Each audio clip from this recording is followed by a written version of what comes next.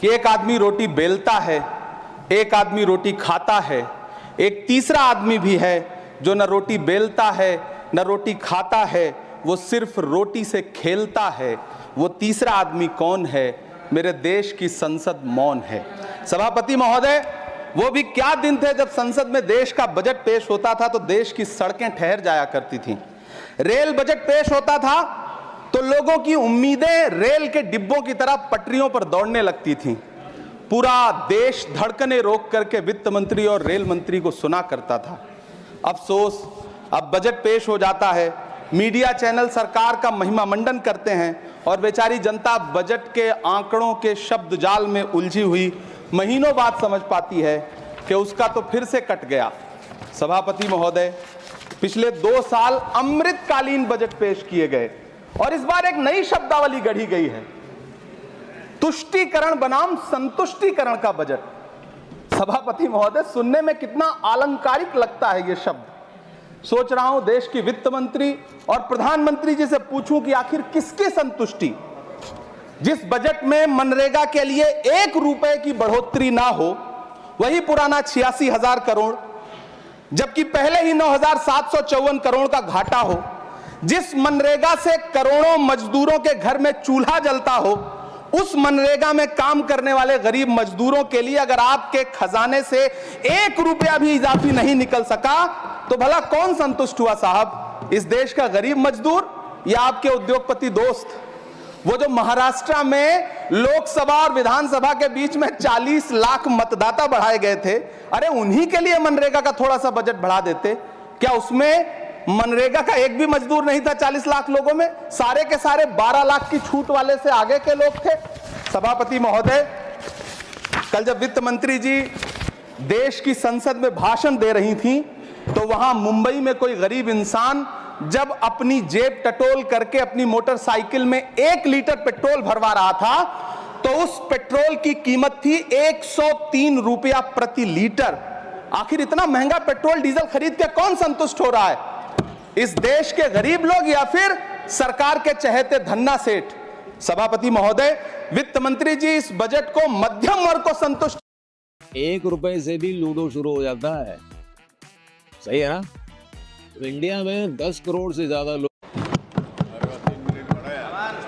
धन्यवाद सभापति महोदय। है अंतिम संस्कार के सामान अगरबत्ती, धूप बत्ती, केवड़ा जल, चंदन पाउडर, जौ, बताशा, काला तिल, पंचरत्न, कपूर और कफन तक पर टैक्स लेने वाली यह सरकार किस मुंह से खुद को मध्यम वर्ग का हितैषी बताती है? कौन सी संतुष्टि? किसकी संतुष्टि?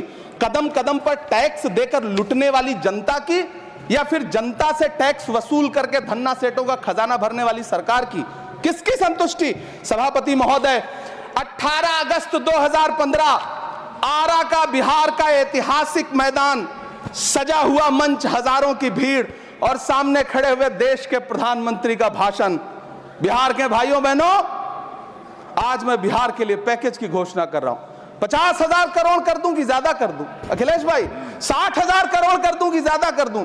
70,000 करोड़ कर दूं कि ज्यादा कर दूं? 80,000 करोड़ कर दूं कि ज्यादा कर दूं?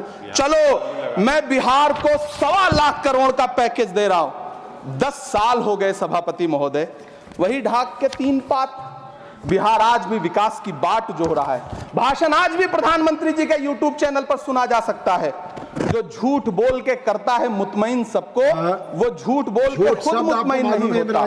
सभापति महोदय, ये तो राहुल जी का असर है। कौन सा शब्द सर? कौन सा शब्द? झूठ। ठीक है सर, मिथ्या बोल करके। जो मिथ्या बोल के करता है मुतमईन सबको, वो मिथ्या बोल के खुद मुतमईन नहीं होता। ये राहुल जी का असर है।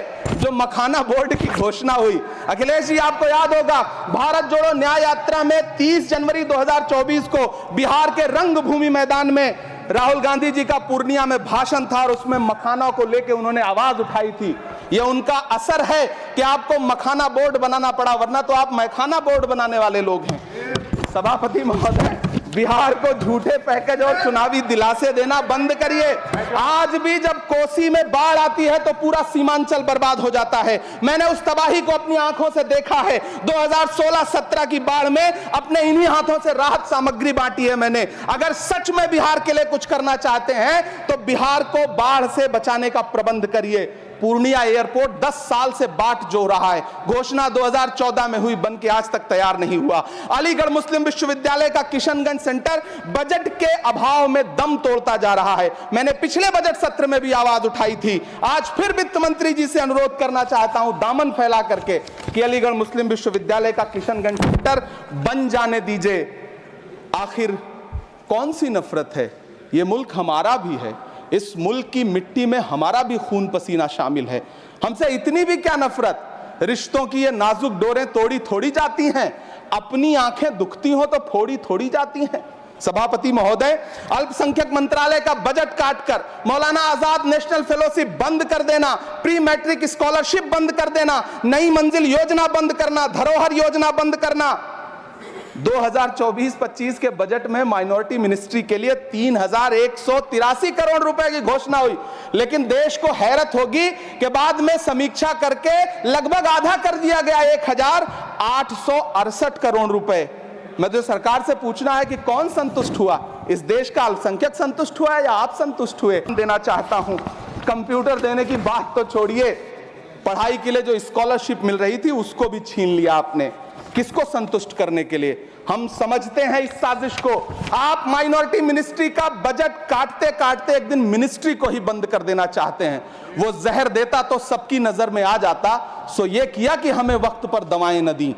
सभापति महोदय, मैं तो वित्त मंत्री जी से पूछना चाहता हूं आपके माध्यम से कि शायद आपको पता ही नहीं है कि गृहस्थी चलाने वाली एक गृहिणी की मुश्किलें क्या क्या होती हैं। आपने कभी सोचा भी नहीं होगा कि जब वो किचन में सब्जी बनाने के लिए कढ़ाई में तेल डालती है तो उसके साथ उसके आंसू भी गिरते हैं। सभापति महोदय, शायद उन्हें पता भी ना हो कि एक छोटी सी गाड़ी और एक छोटे से फ्लैट का EMI भरने के बाद इस देश का एक गरीब इंसान जब अपने बच्चों की फीस भरने के बारे में सोचता है तो उसे कितनी खुशियों का गला घोंटना पड़ता है। शायद उनको पता भी नहीं है कि फसल बेच करके बिटिया की शादी का सपना सजाने वाला किसान जब अपनी फसल बर्बाद देखता है तो कितनी रातें सो भी नहीं पाता है। सभापति महोदय, शायद वो कभी इस पीड़ा को समझ ही नहीं पाएंगी कि परिवार के किसी एक सदस्य को कैंसर जैसी बीमारी हो जाए तो घर और जमीनें गिरवी रख उठती हैं लेकिन इलाज नहीं हो पाता। सभापति महोदय, इसी देश की संसद में कभी स्वर्गीय सुषमा स्वराज जी ने कहा था कि जब देश की करेंसी गिरती है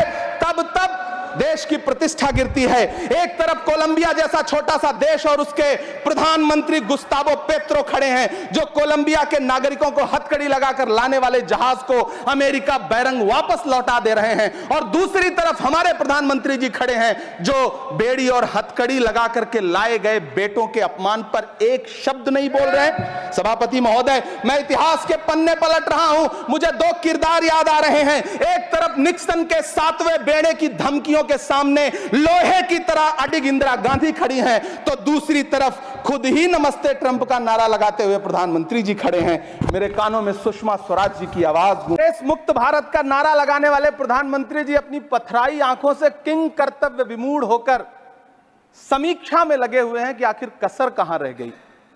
सभापति महोदय, सारे प्रहसन किए गए, भाषाई मर्यादा को तार तार किया गया, एक पूरी कौम को घुसपैठिया पुकारा गया, मछली, मंगलसूत्र, भैंस से होते हुए मुजरा जैसे शब्दों से भाषणों को सजाया गया, चुने हुए मुख्यमंत्रियों को जेल भेजा गया, महाराष्ट्र में राजनीतिक दलों को तोड़ा गया, उनके सिंबल छीने गए, चाहे वो शिवसेना हो चाहे वो NCP हो, विपक्ष के सबसे बड़े दल के बैंक अकाउंट को फ्रीज किया गया।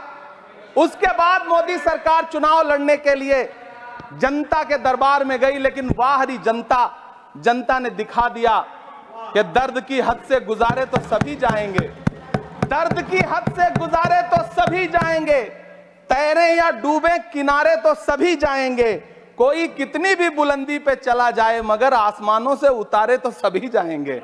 जनता ने दिखा दिया इस देश की। मैं महामहिम राष्ट्रपति महोदया के भाषण पर चर्चा करने के लिए, अभिभाषण पर चर्चा करने के लिए यहां खड़ा हुआ। सरकारी भाषण की मजबूरियां होती हैं, सरकार की तारीफ करनी पड़ती है, लेकिन जिस एक शब्द के इर्द गिर्द पूरा भाषण बुना गया था वो था अमृतकाल।